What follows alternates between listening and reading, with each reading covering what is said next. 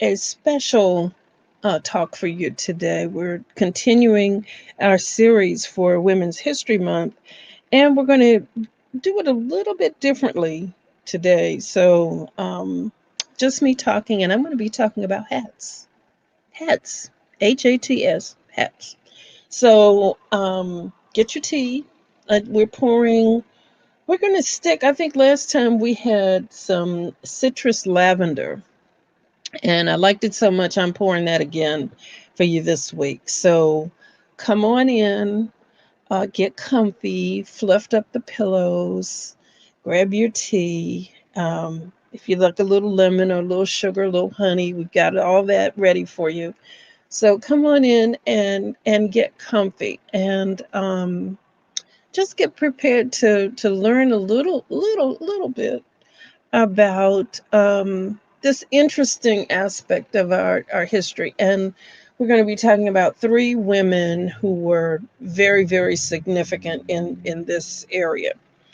So, if you were raised in the church, and I'm talking about the African American experience in particular, hats were a necessity. For many folks, they still are.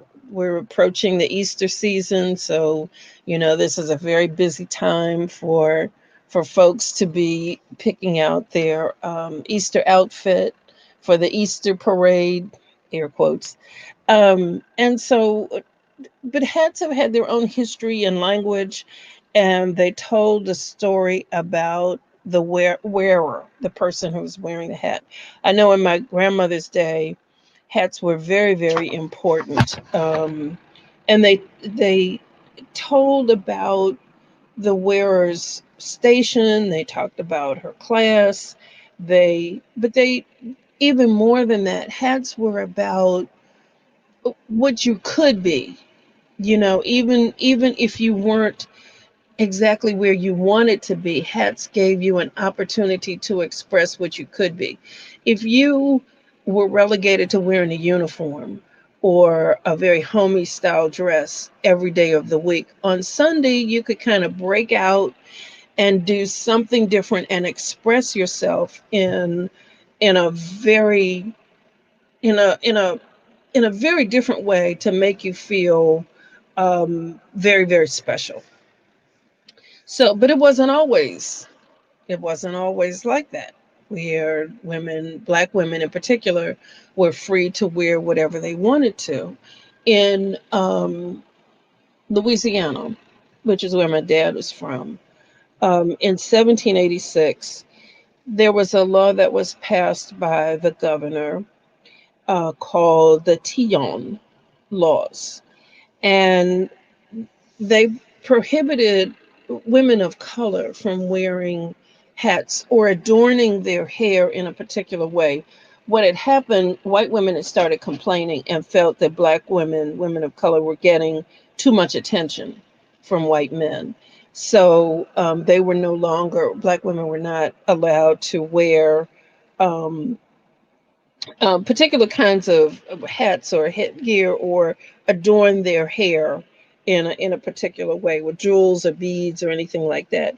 So the Tillon laws said women of color had to wear these headscarves that were knotted in the back. You probably have seen um, headgear like that. And they weren't allowed to adorn them with jewels when out in public. That's what the law said. But you, of course, know that we are extremely creative folks. And so we turn those headscarves into fashion statements as well. And so that's what we do. We have become masters of lemons into lemonade on a number of different fronts. So, anyway, the law was repealed in 1843, and because you know what happens when you can't do something for a while and then you can, then it becomes even more significant. So after 1843, the wearing of hats, particularly for black women, became really, really, really significant and really, really important. And it was the one way that black women could refuse to let the world define her. she could define her own world through the wearing of the hat.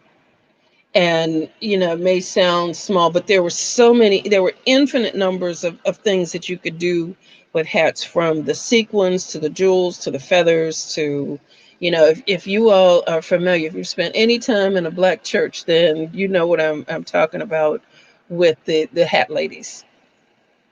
um Now our hair, continues to be the subject of quite a bit of discussion and microaggression. I don't know if you can relate to this, but I don't know. I have had people come up to me. I wear my hair in locks, and people have asked, "Can I touch your hair?" Which, who does that? Um, there's been appropriation of our, the way we wear our hair, and court cases have been filed. I read of recently a couple of women who had filed with EEOC saying that they wanted to be able to wear their hair in locks, and they lost. There's also another court case that I know of. This is not about a woman, it's about a man who says that wearing his hair in locks is part of his religion as a Rastafarian. And he was made to prove, I mean, how do you prove that something is a sincerely held belief? And the courts have not, um, I mean, that's impossible to prove. You say you believe it, you believe it. I mean, how do you prove something that's in your head? But the courts have been reluctant to require people to prove it. Nevertheless, his employer required him to prove it by getting letters from, um, his pastor, which of course there is not one in the religion of Rastafarianism. And so that one I think is continuing to go on. It's a very difficult journey. But the point is, our hair has been the subject of attack and rebuke and curiosity and aggression, and subjected to all kinds of interest, and it's been problematic for years, and it probably will continue to be so going forward. It's one of those culture things that I don't know who the heck, maybe there's some jealousy in there, because it's our hair is beautiful, and lively and luxurious and pretty, even though we're told that it's not, and we try to tame it and fry it and do all kinds of things to try to emulate something else. But be that as it may, be that as it may. So I'm going to talk to you today about three women who have been very successful in this arena. And we're talking about hats now. I'm back to hats. I'm off the soapbox of hair. But three women who have been very instrumental in hat making, and very very interesting. I mean, they did very very well in this area. First one is May Reeves. She's from Philadelphia. She I don't know if she's still living. I don't think she is, but she had a shop. She opened her shop in um, 1942, and for 30 years or more, she um, people came from all over the place. She had a number of celebrity clients, and she made these hats that people just loved. And there is a replica of her shop. This is how significant it is. The National Museum of African American History and Culture built a replica of her shop in the museum in DC, downtown DC, that museum, for us, by us. And complete with, how it looked, and the sign over her door, and all of that. And she did close in 97, but her last words about it were, "Don't touch anything in this hat shop. I'm coming back to make more hats." And she was about 100 years old when she said that. So, very, very interesting woman, very lively, ran a very successful business, and did very, very well. And that is her name is May Reeves. Second one to talk about is her name is Mildred Blunt, and she, now I'm sure you haven't heard of her, because I really had to do some digging to find her. She was born in 1907 and she died, they think, around 74, but they're not really sure. She was the first African American member of the Motion Pictures Costumers Union, which allowed her to work on movies in film studios. And so she made hats for movies like Backstreet and Gone with the Wind, which was huge, and a number of other big movies that she worked on.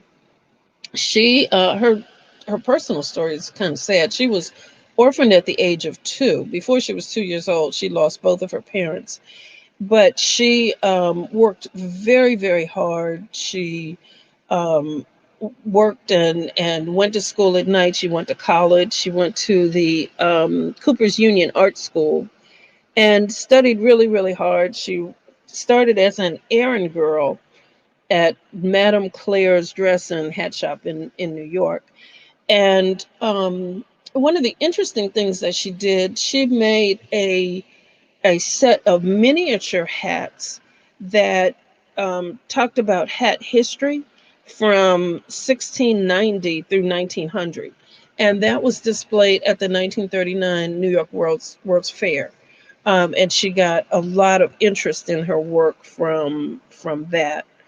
The unfortunate thing was that she did a lot of this work but got no credit for it. She was not given credit, for the movies that she worked on, and she did a lot of not just movie work, but also she did a lot of hat making for celebrities. She did the veil and hat for Gloria Vanderbilt's wedding, or one of her weddings. I don't know which one, um, but she created any number of hats that were very, very well received. I mean, she was very well known in the celebrity and film, arena. After this, she ended up getting a fellowship. She applied for this fellowship because I think she was just disillusioned with the whole Hollywood thing, and she won it and went out on her own and established herself as an independent hat maker. But there's a quote that I think is very significant from Mildred Blunt, and she said, "My desire to do this work is, first of all, to acquaint all who see it with the hidden possibilities of women," which I think is really, really significant. It doesn't sound like her latter days were um, particularly joyful or particularly happy. She apparently was very disillusioned with the reception that she got, with the fact that, I don't want to say that her creations were stolen exactly, but they were used without any acknowledgement that she had done it. The person that she was working for took all the credit, and he ran into a lot of problems himself with the head of the studio. It was David O. Selznick at that time. But anyway, um, Mildred Blunt is somebody that you should know as somebody who did a lot of work. She not just the hats that she created for people, but her whole historical knowledge and her desiring to bring that to the forefront, for people to be interested in hats and the the historical, oh God, I can't talk, the historical significance of hats. I mean, she went all the way back to 1690 to start documenting that. Certainly says a whole lot. Um, Now, the third person that I want to talk about today is Miss Vanilla Bean. And those of us from the DC area may be familiar with her. Um, just on a side note, she was a friend of my grandmother's, or my grandmother was a friend of hers, because my grandmother passed several years ago. But when I was a kid, my grandmother would take me to visit her. She would go periodically to visit some of her friends, and if I was visiting for the weekend or whatever, I would, tag along, because my grandmother was my everything, and wherever my grandmother was, I wanted to be. And so we went to visit Miss Vanilla Bean several times. And, when my grandmother first told me her name, I was like, is that a real name? Is that she really? And she was like, yes, her name was Vanilla, and she married Mr. Bean. Her name was Powell originally. Um, that her maiden name. But she married Mr. Bean, so she became Vanilla Bean. And Miss Bean is a little over 100 years old. I think she turned 100 in 2019. She's still making hats. She's originally from Wilson, North Carolina. And she was, as I recall, she was just a delightful person. She was very, very nice, and makes these really intricate, really, if you were a hat person in DC, you certainly know her and her shop, which is, I think, on 11th Street Northwest. She was inducted into the National Association of Fashion and Accessory Designers, their Hall of Fame in '79. And last November, she was honored by the Academy of Distinguished Entrepreneurs. Now, that's really something at the age of 101 to be considered, a distinguished entrepreneur. She still makes custom hats. And what's interesting is no two are ever alike. So that's Miss Vanilla Bean. She's made hats for any number of celebrities, and including the mayor of DC, Muriel Bowser. So those are the three women that I wanted to talk to you about today. May Reeves, Mildred Blunt, and Miss Vanilla Bean, who is still among us at over 100, still making hats, still doing her thing. I think she has a little help in her store. I don't think she's running it by herself, but certainly says something about the entrepreneurial spirit and doing what you love. So, in my remaining time with you, I just want to reflect on a couple of things. I don't know about you, but this week seemed like a very, very long week. There's some weeks that are short that just fly by, and then there are others that just seem to go on forever. And this was, and I'm not sure why, a particularly long one. Um, and sometimes I think it just means that it doesn't mean that anything is wrong necessarily, but it just means that it's time to stop and do a little reflecting. Stop and do a check in with yourself, because even working at home, we can get on, the treadmill of, I got to do this, I got to do this, I got to do this. And we don't always pause and, just take inventory. Well, is this the right path? Do I need to do a course correction? Where am I in all this? Am I surrounding myself with the right people? Should I be doing something different? And I think maybe this was one of those weeks where I just had to just take a pause and do a little check in. And that was cool. That was cool. But it just made for a long week, because um, I'm one of those people that doesn't always get it right away. It takes me a while, and I have to process things. So, maybe you can relate.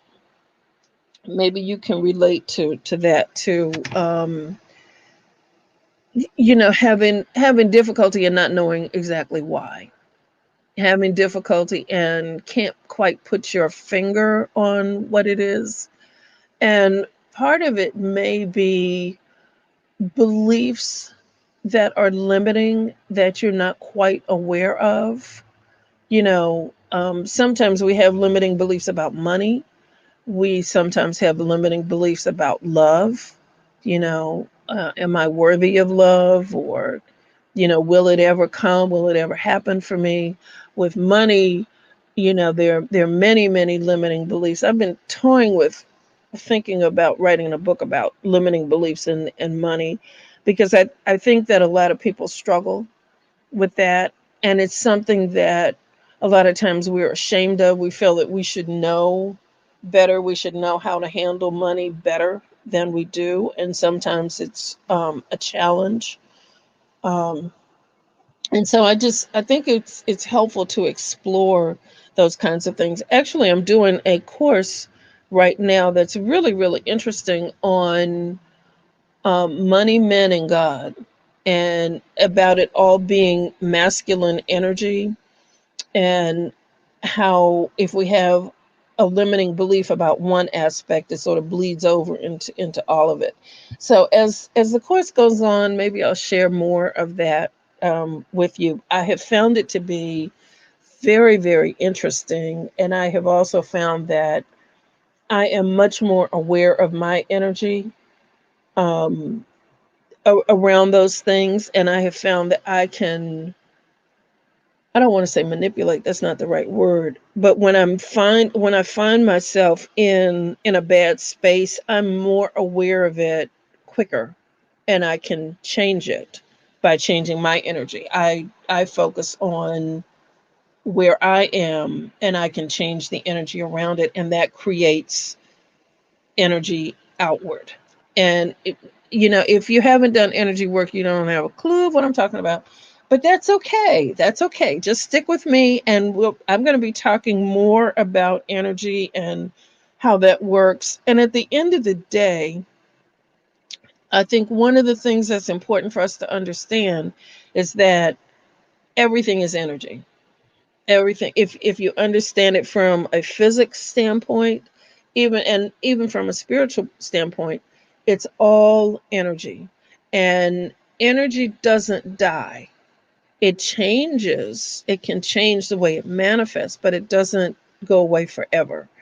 So part of what we want to do is to change our energy to be at a higher level, to be more productive, to not operate at a low, low, low frequency where everything is about judgment, about criticism, about negativity. We want to operate at a higher level where we manifest and attract to ourselves joy and money and the right relationship, and all of these more positive things. So if you're interested, stick with me. We'll be talking more about that going forward. um, I probably will end up doing some classes on it, and I will be inviting you to attend. At the beginning there will probably be no charge. It'll probably be a master class.